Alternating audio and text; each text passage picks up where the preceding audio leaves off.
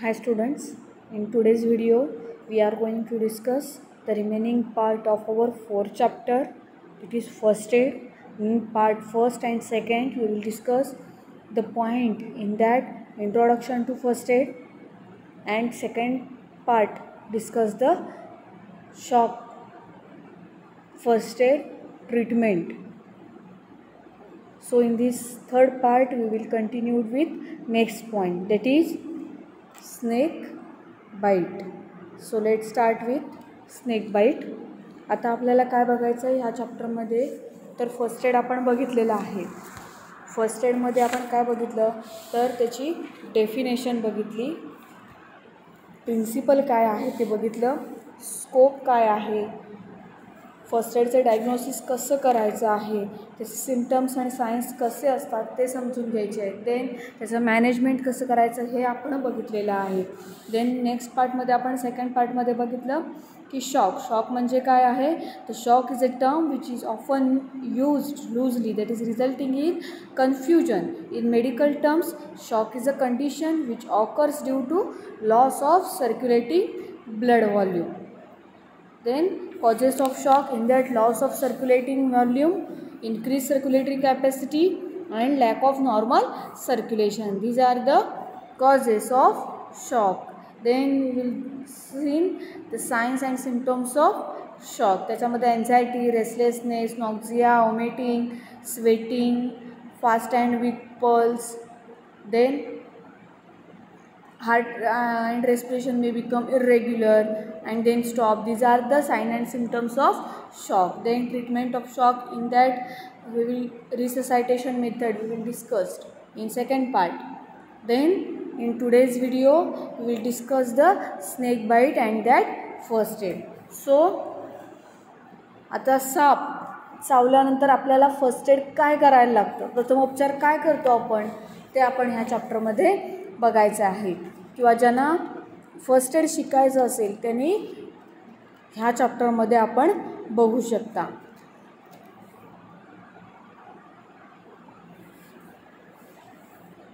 So this image shows first image that is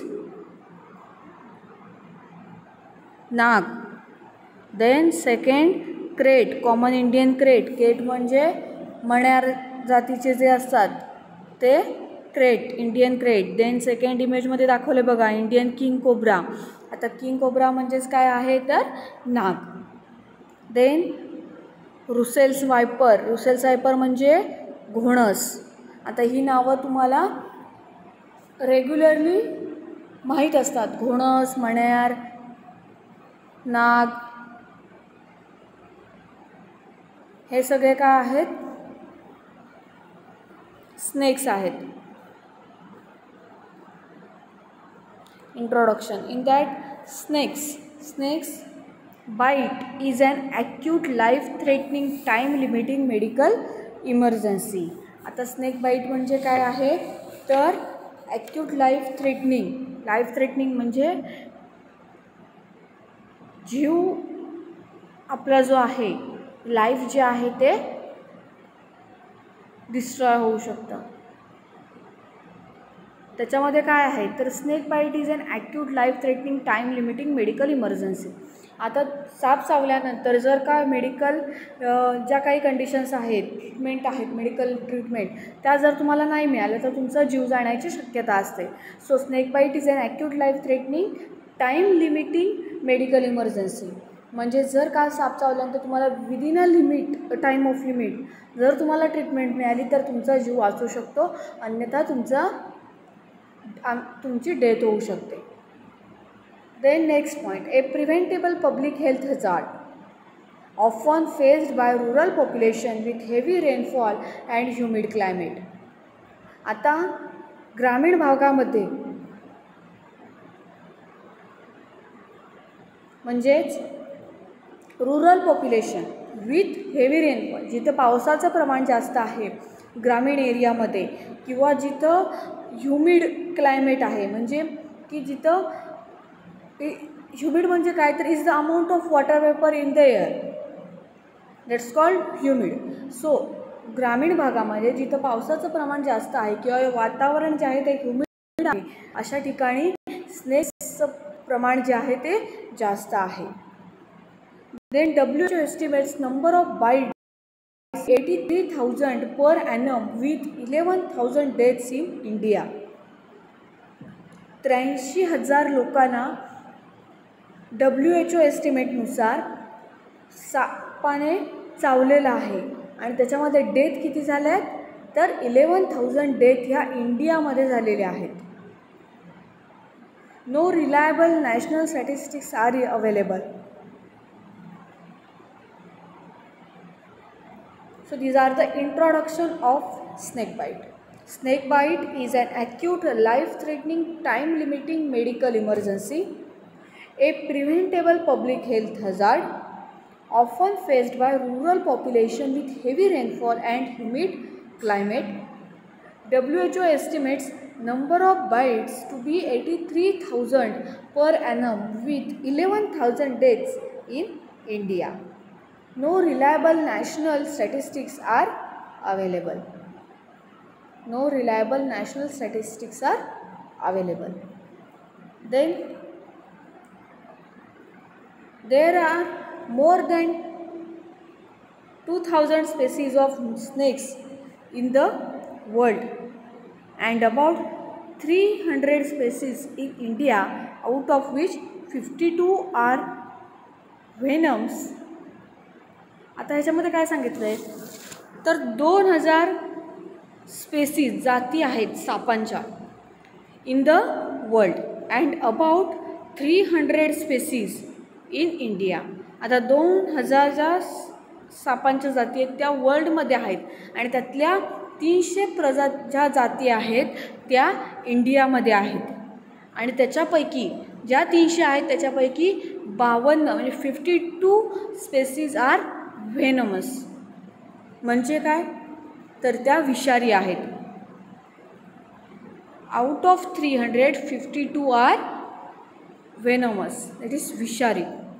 then commonest type of snake bite is from Russell's viper followed by hump nose viper, cobra, krait and cat snake.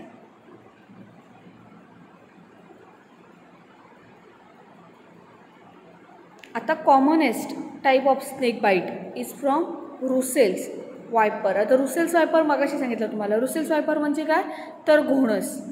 आता घोणस कोणाकोणाला followed करतं आहे तर कुठल्या कुठल्या जाती आहेत ज्या विषारी आहेत त्याच्यामध्ये कोब्रा आहे, हम्पनोज व्हायपर आहे, देन क्रेट आहे, क्रेट म्हणजे मण्यार आहे, देन कॅट स्नेक. आता कॅट स्नेक म्हणजे काय तर त्याला रुरल एरियामध्ये मांजऱ्या असं म्हटलं जातं की आणि त्याला कॅट स्नेक म्हणजे काय मांजर साप. सो हा जो साप असतो कॅट स्नेक हा अर्धविषारी असतो आणि तो काय खातो पाल, सरडा आणि मोस्टली तो झाडांमध्ये असतो. आणि कुठे कुठे जास्त करून आढळतो तर हे जे काही रुरल एरिया आहेत आणि जिथे रेनफॉल जास्त आहे आणि ह्युमिड वातावरण आहे तिथे हे स्नेक्स जास्त प्रमाणात आढळतात.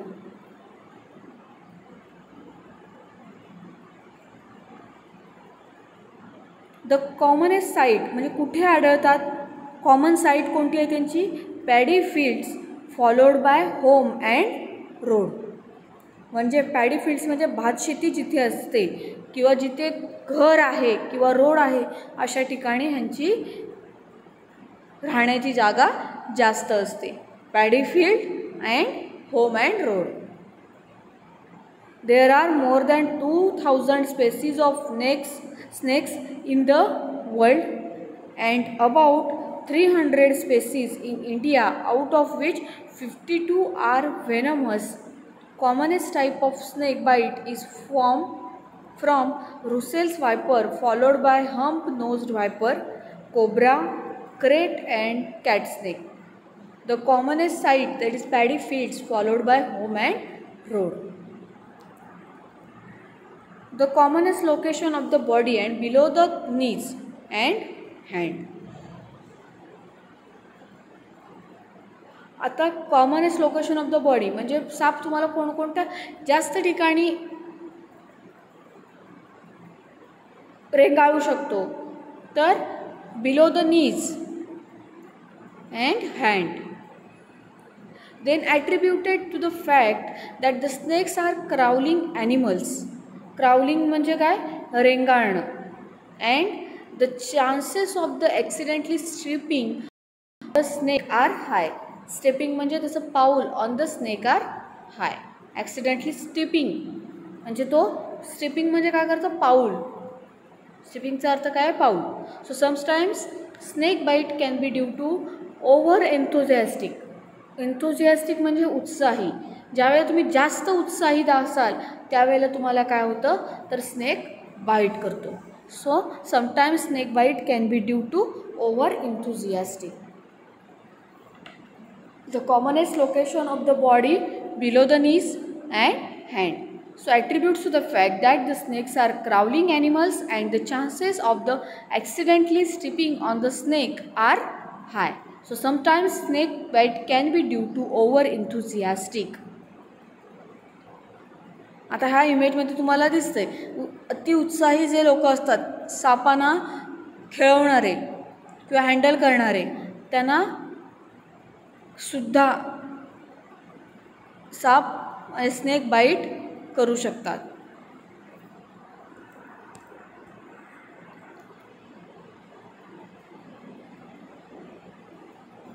The venomous snakes found in India belong to 3 families: Elapidae, Viperidae, Hydrophidae, that is sea snake.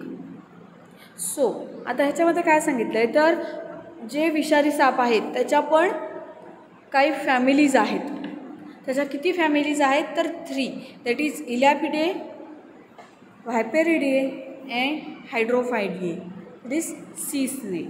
So Elapidae म्हणजे काय, तर any venomous snakes of the mostly tropical family, it is Elapidae. Mostly जे विषारी साप आहेत ते जास्त करून इलॅपिडिया फॅमिलीमध्ये येतात. व्हायप्रेडिये तेच विषारी साप, ते सुद्धा व्हायप्रेडिये जी फॅमिली आहे त्याच्या अंडर येतात. Then Hydrophidae, that is sea snake. आता सी स्नेक म्हणजे जे पाण्यामध्ये राहू शकतात स्नेक, ते कशा अंडर येतात, Hydrophidae family. Then Elapidae have short permanently erect fangs, includes Indian cobra, king cobra, kraits and sea snakes. So आता इरेक्ट फंग्स म्हणजे जे, आता तुम्हाला इथे इरेक्ट फंग्स म्हणजे जे टीथ आहेत सापाचे त्याच्यातून तो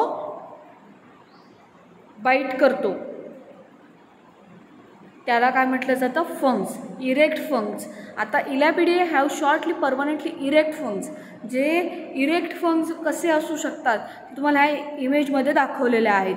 Indian cobra, king cobra, kraits and sea snakes चे जे दात आहेत ते इरेक्ट फंग्स असतात.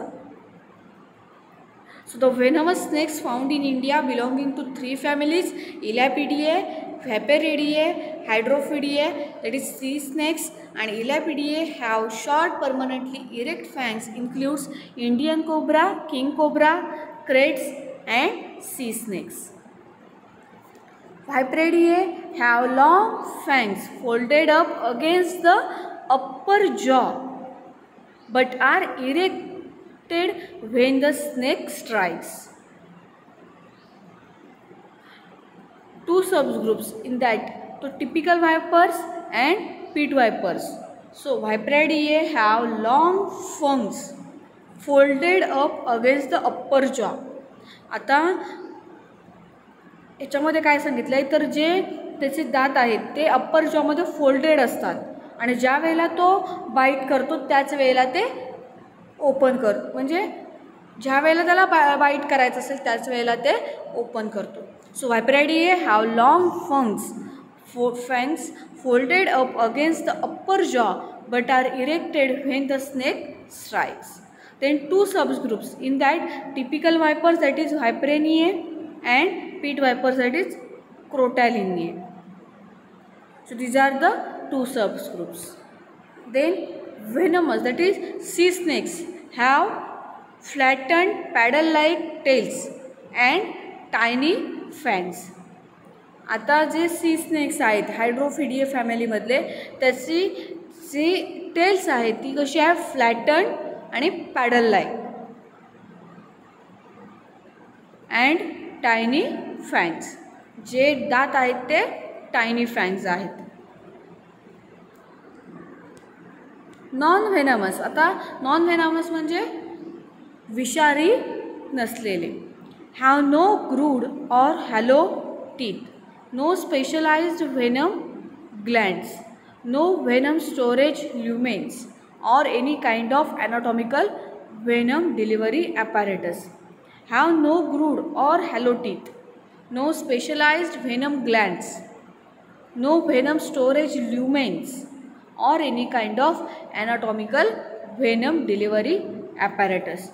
So it includes in non-venomous category snakes. Approach to snake identification. आता NP म्हणजे नॉन पॉयझनस आणि P म्हणजे poisonous. So according to tail, flat जर टेल असेल तर सी स्नेक असतो. सर तो जर सी स्नेक असेल, फ्लॅट टेल असेल तर तो पॉयझनस असतो. राऊंड अँड सिलेंड्रिकल जर टेल असेल, राऊंड आणि सिलेंड्रिकल जर का स्नेक असेल तर P it is poisonous or non poisonous snake. आता जर त्या स्नेकची टेल ही फ्लॅट असेल तर तो पॉयझनस असेल, सी स्नेक. आणि जर तो राऊंड असेल किंवा सिलेंड्रिकल शेप असेल तर पॉयझनस किंवा non poisonous. Then ventral scales. आता त्याचं स्केल्स कसं असतात ते दाखवलेले इथं आहे. Small belly scales that is non poisonous. आता जे स्केल्स असतात ते नॉन पॉयझनस असतात. सो स्मॉल बेली स्केल तर non poisonous. Incomplete belly scales असेल तर नॉन पॉयझनस. आणि कंप्लीट स्केल्स बेली स्केल्स असतील तर पॉयझनस असतो किंवा नसतोही. It is non poisonous or poisonous. These are the approach to snake identification according to tail and ventral scale.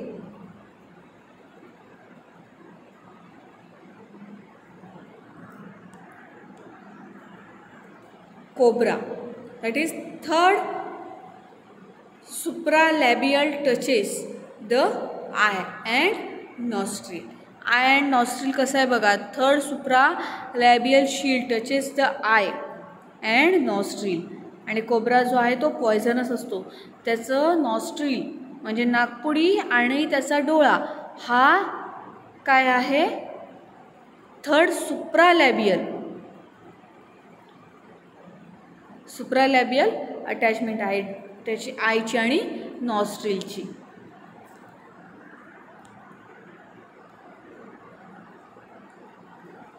Identification of cobra. Then viper.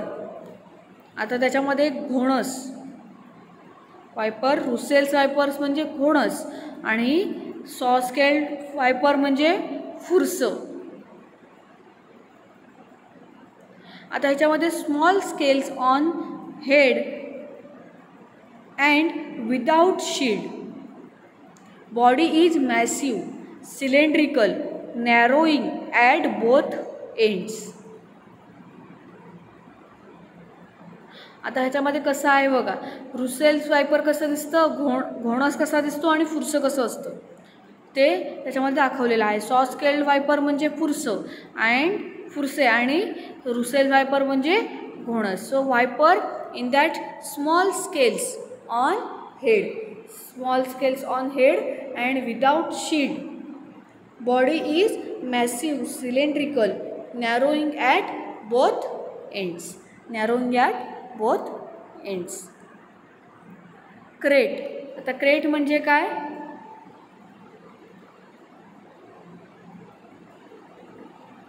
Crate म्हणजे मण्यार. With enlarged hexagonal vertebral scales, uniform white और red belly and narrow white crossbars on the back.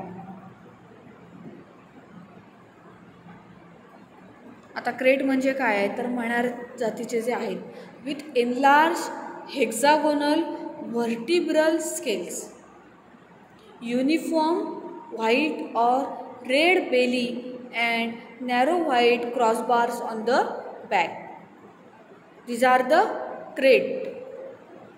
हे तुम्हाला मी का आयडेंटिफिकेशनसाठी देते तर ज्या वेळेला फर्स्ट एड तुमच्यावरती वापरायची वेळ येईल त्यावेळेला हे तुम्हाला कळलं पाहिजे कोणत्या जातीचा साप आहे, त्याच्यामुळे तो विषारी आहे की नाही आहे according to their tail and scales, according to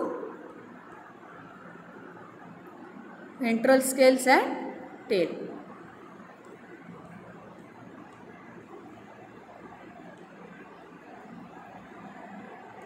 head of typical pit viper.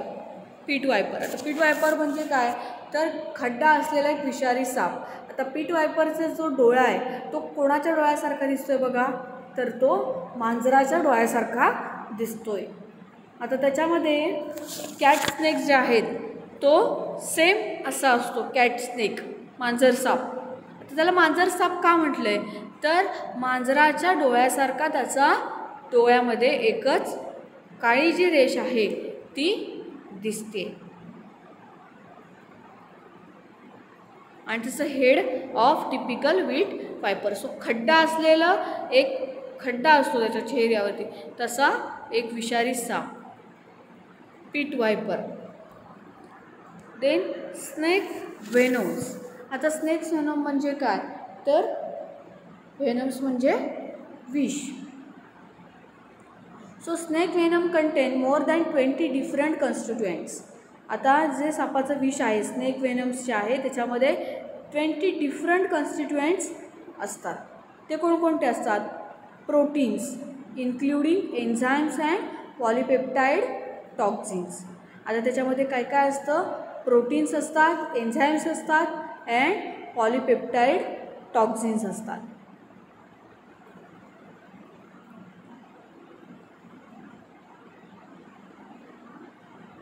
Then procoagulant enzymes, Viperidae, in that activate different steps of the clotting cascade. आता ह्याच्यामध्ये काय सांगितलं आहे तर procoagulant enzymes that is Viperidae. Procoagulant enzymes activate different steps of the clotting cascade. So formation of fibrin in the blood stream. Most of these immediately broken down by the fibrinolytic system, DIC or consumption coagulopathy. आता DIC also called as consumption coagulopathy.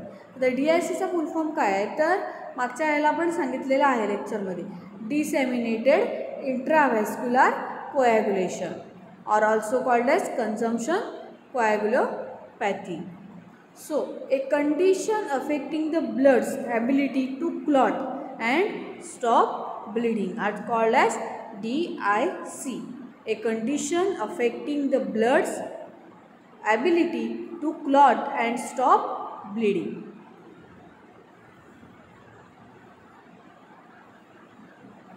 In disseminated intravascular coagulation, abnormal clumps of thickened blood that is clots form inside the blood vessels.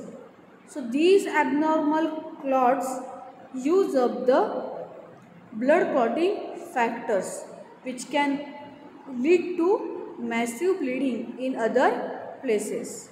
Causes includes inflammation, infection and cancer. In disseminated intravascular coagulation, abnormal clumps of thickened blood that is clots form inside blood vessels. These abnormal clots use up the blood clotting factors which can lead to massive bleeding in other places. So causes include inflammation, infection and cancer.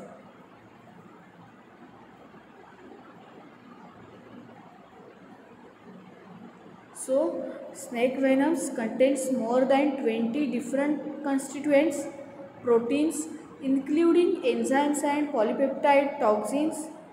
In procoagulant enzymes, that is vapor-IDA, in that activate different steps of the clotting cascade. So formation of fibrin in the blood stream. Most of this is immediately broken down by the fibrinolytic system. So DIC, that is disseminated intravascular coagulation, is also called as consumption coagulopathy. In that, a condition affecting the blood's ability to clot and stop bleeding. This is called procoagulant enzymes. Then hemorrhages. आता हिमोरेजिन्स म्हणजे काय? Haemorrhage म्हणजे काय? Loss of blood from blood vessels called haemorrhage. आता damage of the endothelial lining of blood vessel walls goes to local and systemic swelling. Hemorrhages, that is damage the endothelial lining of blood vessel walls, goes to local and systemic swelling. ज्या वेळेला blood loss होतो त्यावेळेला local and systemic swelling होतं. Then hyaluronidase. आता त्याच्यामध्ये काय सांगितलं आहे तर spread of venom through connective tissue. आता हॅलोयुरिनेडेज म्हणजे काय तर a mucolytic enzyme that facilitates the spread of fluids through tissue by lowering the viscosity of halouronic acid. So halourinedes काय आहे करतं तर spread of venom through connective tissue. Connective टिश्यूने जे विष आहे ते हॅलोयुरिनेडेज काय करतं स्प्रेड करतं. सो हॅलोयुरिनेडेज म्हणजेच काय आहे तर म्युकोलायटिक एन्झाईम आहे that facilitates the spread of fluids through tissues by lowering the viscosity of hyaluronic acid.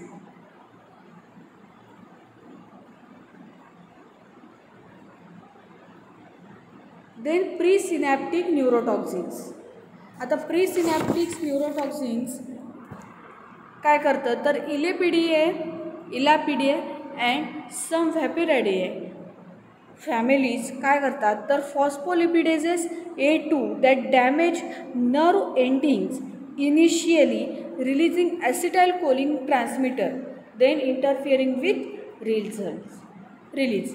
Presynaptic neurotoxins जे आहेत ते काय करतं तर ज्या दोन फॅमिली आहेत इलॅपिडिया अँड सम व्हॅपिरायडे फॅमिलीमधले जे काही स्नेक्स आहेत ते काय करतात त्याचं विष जे आहे ते कसं ट्रान्समिट होतं तर phospholipases A2 that damage nerve endings काय करतं नर्व एंडिंग्स जे आहेत ते डॅमेज करतं phospholipase A2 and initially releasing acetylcholine transmitter आणि काय करतं ॲसिटाइलकोलिन ट्रान्समिटर इनिशियली रिलीज करतं then interfering with release then काय करतं इंटरफिअर करतं रिलीज होण्यामध्ये. Then post synaptic neurotoxins. आता Elapidae these polypeptides compete with acetylcholine for receptors in the neuromuscular junction. NM म्हणजे काय neuromuscular junction. So like curare like paralysis happen होऊ शकतो. आता पोस्ट सिनॅप्टिक न्यूरोटॉक्सिन्स आणि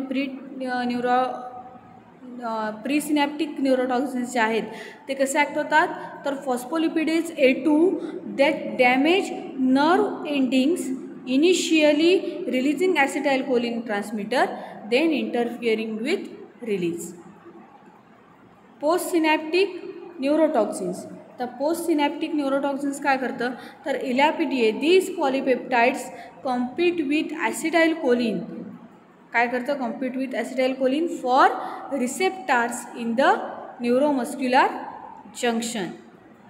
so curare like paralysis is happen in this postsynaptic neurotoxins.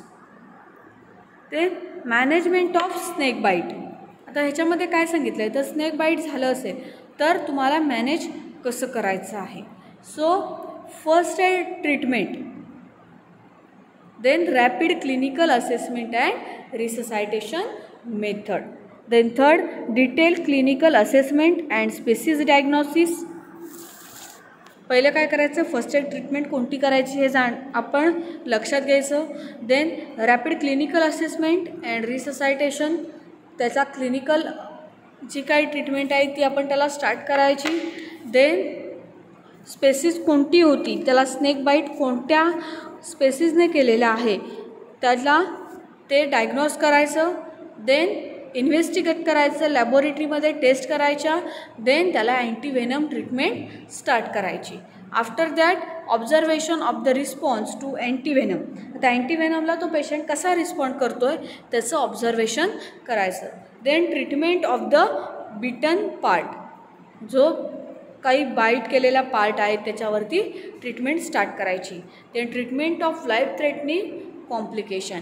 In antivenom treatment is a life threatening treatment. These are the management of snake bite. Then first aid treatment. In first aid treatment performed by the bystander or by snake bite victim himself or herself. Then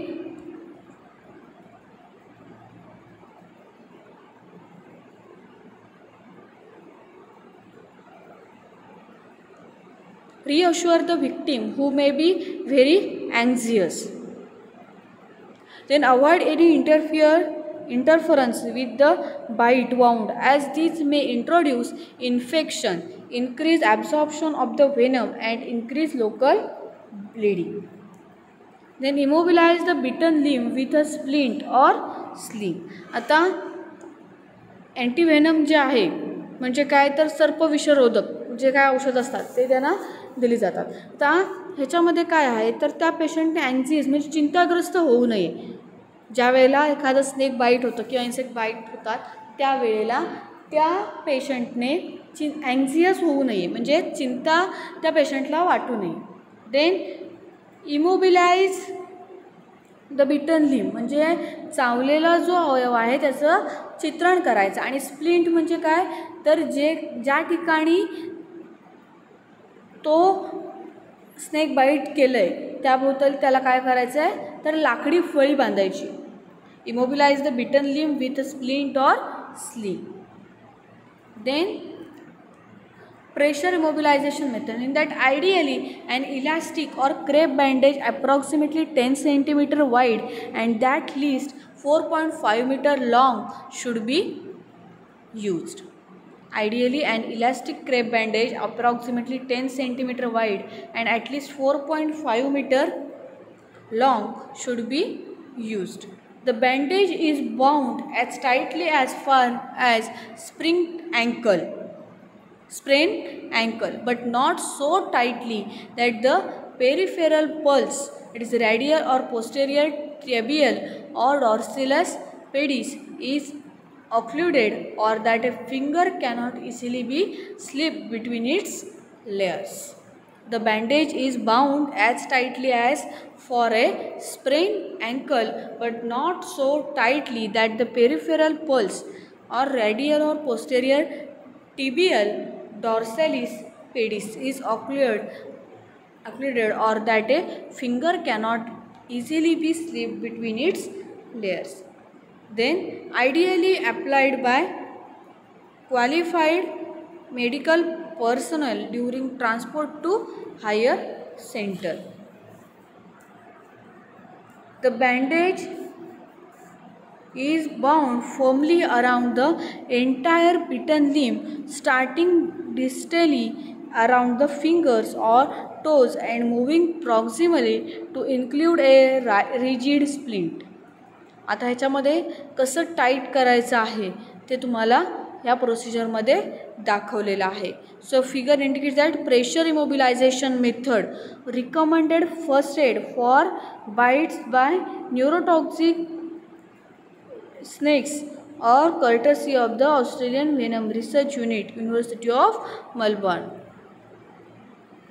आता तुम्हाला ह्याच्यामध्ये ह्या इमेजमध्ये दाखवलेलं आहे जर snake bite झाला असेल तर तुम्हाला काय करायचं आहे ते तुम्हाला ह्या इमेजमध्ये दाखवलेलं आहे. कोणती मेथड्स यूज करायची आहे. The bandage is bound firmly around the entire bitten limb, starting distally around the fingers or toes and moving proximally to include a rigid splint. Then caution in that release of tight tourniquet or compression bandage may result in the dramatic development of severe systemic envenomy. Ideally, compression bandages should not be released until the patient is in hospital or resuscitation facilities are available and antivenom treatment has been started. These are the methods used in snake bite in first aid treatment.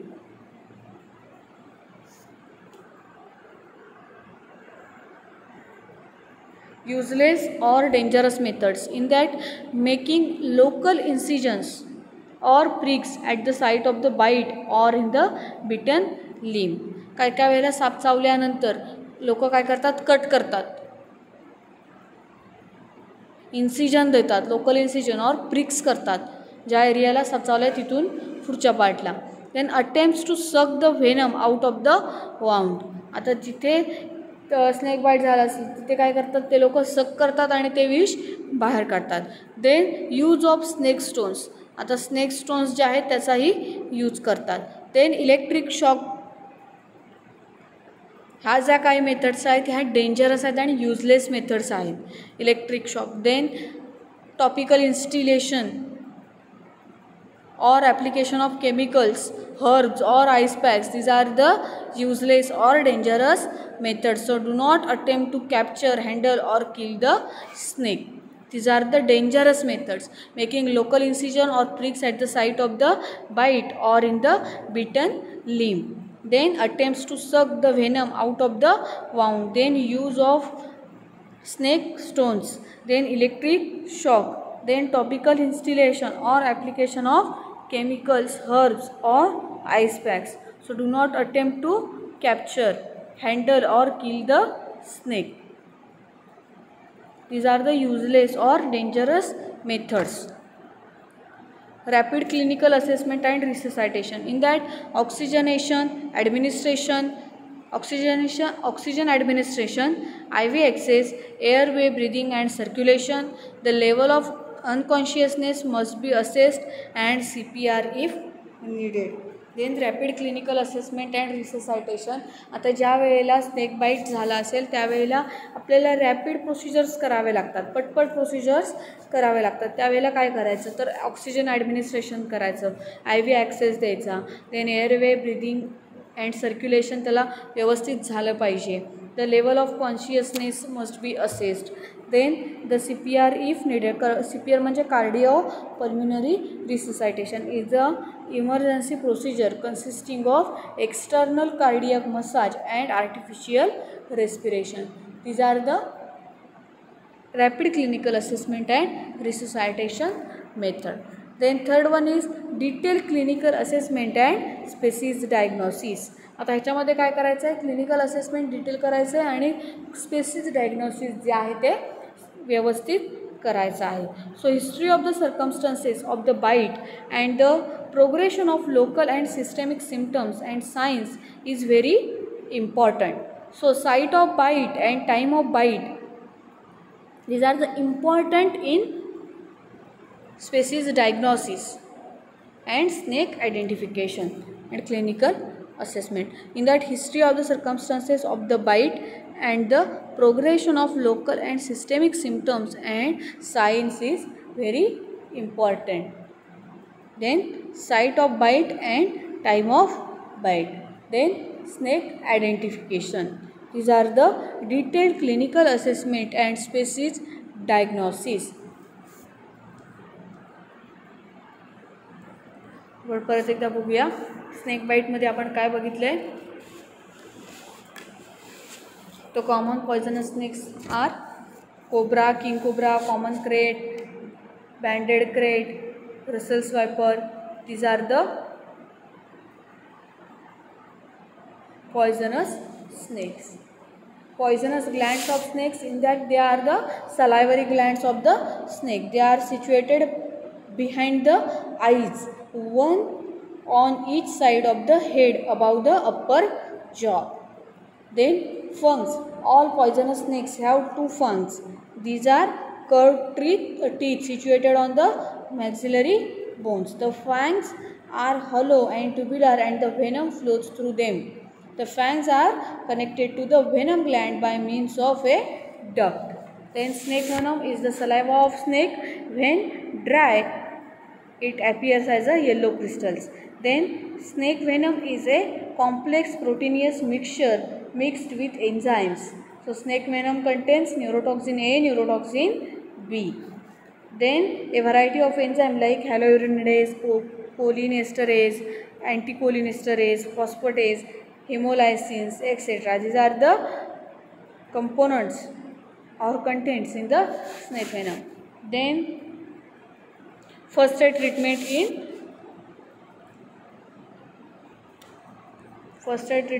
snake bite. In that, first aid treatment is the measure taken by the victim or associates soon after the bite before medical treatment is given. And when facilities for medical treatment are accessible, the victim must be shifted without delay.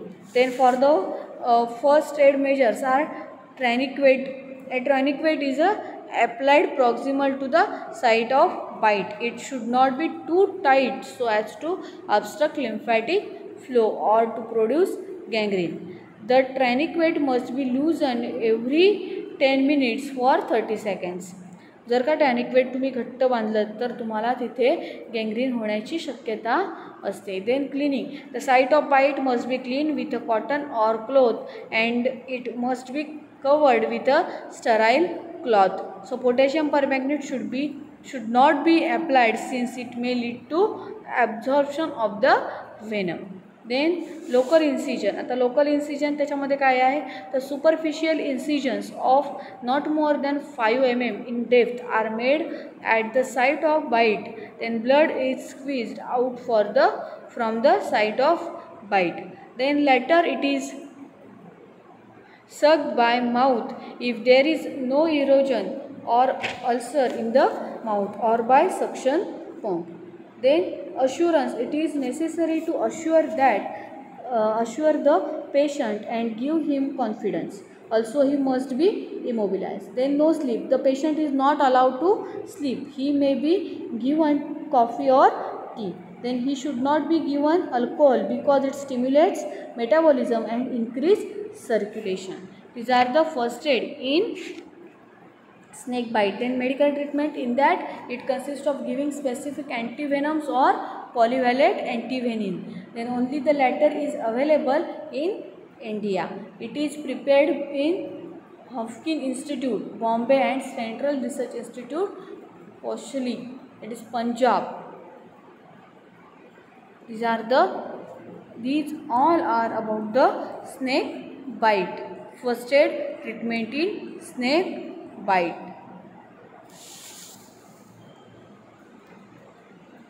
So first पार्टमध्ये आपण first एडची definition introduction बघितलेलं आहे. Second पार्टमध्ये आपण शॉकमध्ये काय आपण first aid treatment use करणार आहोत ते बघितलेलं आहे. थर्ड पार्टमध्ये आपण बघितलेलं आहे snake bite and first aid treatment. So with this we are going to conclude the session and remaining part will be continued in next lecture. Thank you.